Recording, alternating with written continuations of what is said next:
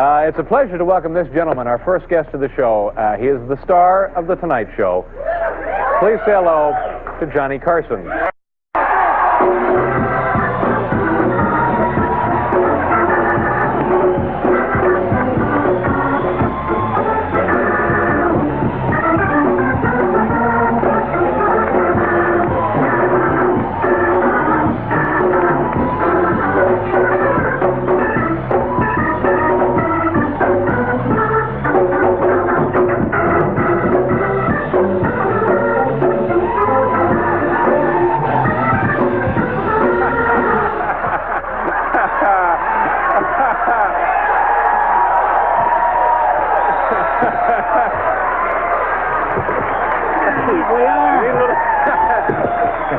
Thank you very much. Yes, David, sir. You will find out. You. I'll tell you what. You will find out, David, after a few years, this is the only way I can talk with anybody. I was out to dinner last night at a restaurant. I take this with me. Yeah. I go home after the show. I use this in our bedroom. I do not perform well without this desk. You know, I noticed something right off the bat. I think your desk is bigger than mine. Well, another 20 years, you will have this desk. I think we can take this away now. How about you unloading something from Beacons when you brought that out? I saw you were doing an all-prop show tonight. That's so I right. Might as well. Yeah, at the end of the week, we get out all of the props. Yeah. You have your little yellow sticker there. Yes, I'm a carrier, hepatitis.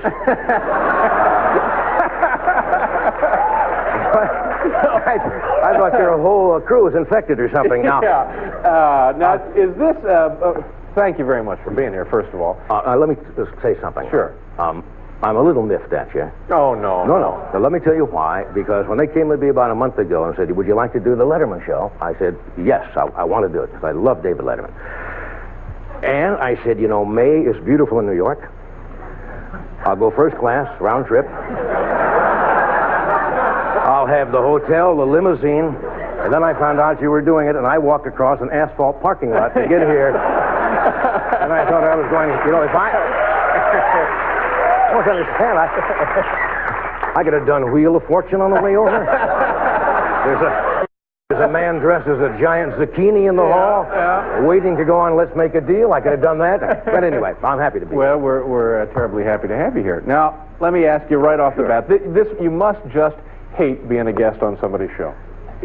It's very strange. I think the last show I did, seriously, was David Frost, when David came over and fooled everybody for a while. Whoa! You know what I mean. They thought David was an entertainer, and then they got on to him.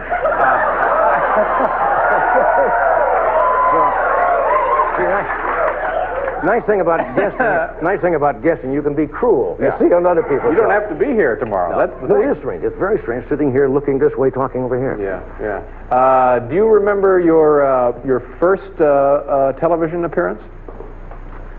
My very first television Stupid appearance. question, obviously you remember. Well, yeah, I remember, but it was in... Maybe not. It was stupid Star Trek, is what this is. It was in Omaha. My very first television show was in Omaha in 1948, believe it or not. I played a milkman in a documentary called The Story of Underland Fever about unpasteurized milk. That's true story. Is that right? Absolutely. And that did pretty well, too, didn't it? It's still... if you have cable, you can get it late at night. You mentioned you wanted to come to New York to be on the show when we were back there. Do you ever think about... You've been in California how many years now? We've been here since '72. Do you ever entertain any notions of taking the show to California or to New York? Yeah, but there's not many facilities back there anymore. We used to work in 6B. I understand that's all news now. Yeah. Do you mind if I do something? I watch your show. What happens if I say yes? I watch your show, and one of the things you do that I get a big kick out of is when you make telephone call to somebody, from somebody in your studio audience, to say hello to their parents or to make an excuse for them or something. Right. You pick it up and call. I would like to do that tonight myself. And I asked to have a phone here. Would you mind if I do that? Well, let me show you. Let me show you. First of all... Think and come back and do it? What? You want to take a break first? We have time now. It won't take long. I'm going to show you the number. I don't want you... I'm sure you won't say anything because I don't want the people to pick up on this. Do you recognize this number? No, I don't, John. I've never seen that number before in my life. No, I've never seen it at all. Now, you're not serious about it. I am serious. Yeah, that's it. This is my home phone number back in Indiana. All right. Did you call your mother on Mother's Day? I certainly did. Oh, I want to make sure of that, so I have it. Oh, no. May I have? Can I use it? I'm serious. No. Yes? You know, Mom's hearing is not what it used to be. Yes, well... You have to come up out of the cellar to answer the phone. Is this the right number? That's it. All right. May I borrow your phone? Well, you want me to dial the deal or what? I guess it would be all right if... Now, this is... Don't let them know what it is, because, some people can read, they hear it and they read the... So I guess we have to dial one, then... Is this for real? God, I guess it is. Run for your lives. One. All right. All right. All right. Okay. Nate, this is my mother. My mother, ladies and gentlemen. Hello? Hello. Oh, yeah. Can you hear me? Yes, I can. Hello? Is this Mrs. Dorothy Letterman? That's right, Dorothy. Yes, it is. Who's this? Are you the mother of David Letterman, who does Late Night on NBC? Oh, yes, I am. Well, who is this, please? Miss Letterman, this is Johnny Carson. I'm calling from NBC in Burbank. Oh, my word. Oh. Look, how are you? Fine, thank you. Miss Letterman, can I ask you a question? Oh, sure. Has David ever told you that he hopes that I get run over by a Sparkletts water delivery truck so he can get the 11:30 time period on NBC? Has he ever told you that? Yes, he talks about it frequently. Thank you very much, Mrs. Letterman. Bye-bye. About it frequently. Yeah. Yeah.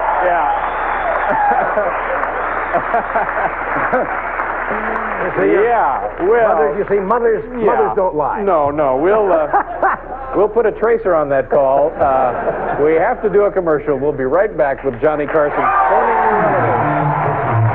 Mom.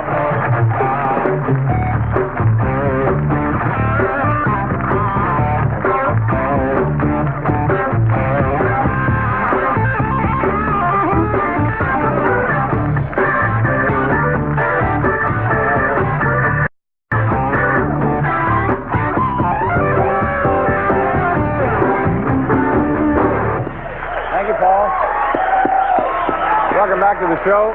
Obviously, Johnny Carson is here. You and I look like we might be ushering later at some sort of a... Don't we? I didn't know you were going to wear your basic hosting outfit tonight. Now, you mentioned, by the way, Mom was very happy to hear from you. Now, do you want to explain to people that... I suppose we should let him in on the joke by now. It's an actress by the name of Arlene Banner. She was talking backstage. They didn't tip you, did they? No. Good. In fact, it sounded to me like maybe a cheerleader had broken into Mom's house and answering her phone there. Mom is not as spry as she used to be. You know, you met my mom about 3 years ago. I didn't know that. Yeah, well, that's what I tried to explain to Mom. It was... Son! No, what did I mean? It was, it must have been, about 38 years ago? No. Yeah, she was working a USO place in Omaha. Yeah. Now, cut that out. No, you were... That's right. You're doing your show. Yeah. And my mom was very thrilled. That made her entire trip. She was in California for about 10 days. I do remember that. And it scared me silly. Yeah. It really did. But it was very nice for you to do that. Sure. Now, we're talking about the contract and so on and so forth. You just signed a new deal here at NBC. Have you ever... How many years has it been? You're working on your 23rd year? Yeah, we finished 23 in September, and I understand if you do 25, you get a Timex watch from NBC. I may go for the watch. Going for the watch. Go for the watch.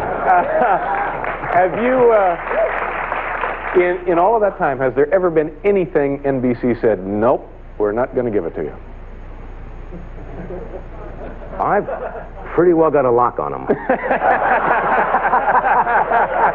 No. You've negotiated with them. No, we've been very fortunate. Oh, no, I think my negotiations and your negotiations are two different floors of the building. No, we've had a good run with the show. We've been very lucky. The audience has been very loyal. Yeah. It's been a nice ride. Yeah, but I do think you... By the way... Pretty much whatever you want. You've been doing this now for, what, 3 years? Yeah, 3 years and a couple of months.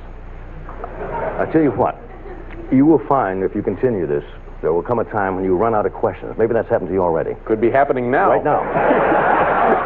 I sense that. You will have the starlet on, and you will have asked her whether her mother or father had the greatest influence and whether she likes to live in California or not. I have about run out of questions. Yeah. I have about 6 or 7 left that I have never, ever asked on the show. I brought them along. Oh, good. Thank God. Just in case you run into that bad interview. Thank God. You just don't know what to... I'm going to will these to you. Maybe I'll jot these down. All right. You're in real trouble. Do you say to your guest, what would you do if I jammed a lit highway flare up your nose? It's just one there. Now, you had Bo Derek on the other night, right? Yes, we did. You could have said to her, have you ever used one of your vital organs as a hand puppet? All right. Hand puppet. Highway flare. Some of these obviously are going to be better than others. Yeah, well, you got to try them. Or you skipped one. Here's one here. Where do you suppose the sock goes that disappears in the dryer? Yeah, that's good. Thought-provoking.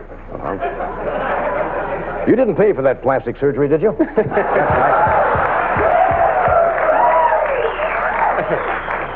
And my favorite, and I think it will probably be yours, but we'll be the judge of that in a moment. You say to your guest, how would American history have been changed if the Secretary of Agriculture in the Roosevelt administration had been Johnny Mathis? Okay. I think, Johnny, I'll stay with the highway flare and the hand puppet. That highway flare and the hand puppet. I like those pretty well. Oh, my gosh. You get a lot of movie offers living in California all these years?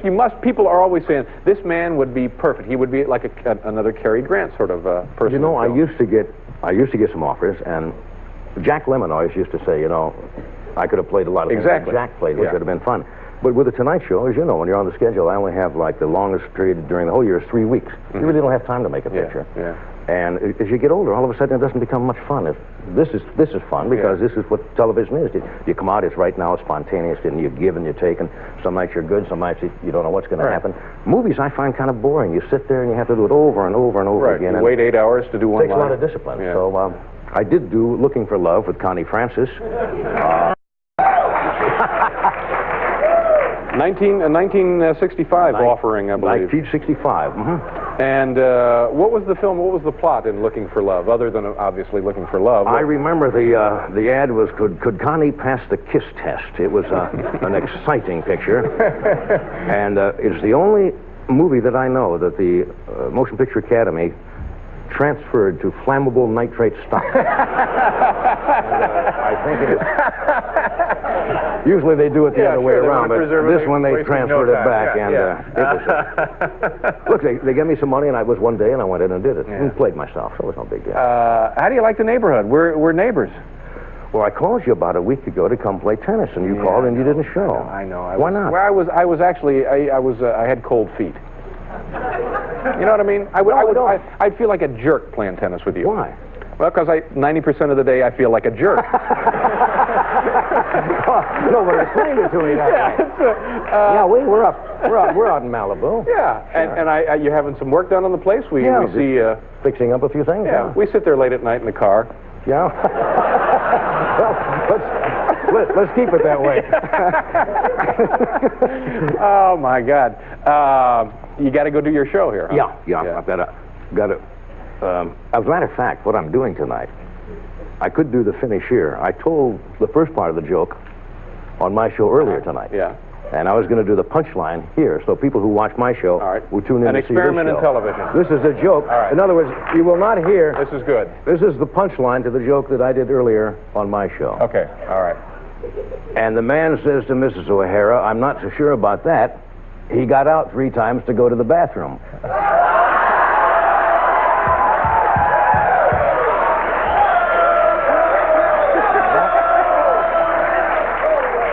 Now that's the punchline to the joke that I did. So people are in on a little television history tonight. That's right. Yeah. Unfortunate as it is, they are. Yeah. All right. Now, well, let me see what we're doing here. We got to the station identification. What? That's it. I think that means say goodbye. Say goodbye. He's doing one of these. All right, we're done. Okay. It was a pleasure, and what do you think? It wasn't too awkward, was it? I had fun. Oh, good. I'm glad you did. You were terrific. Oh, thanks. Thanks for everything, Johnny. Nice to see you. Johnny Carson, folks. Thank you very much. Very funny.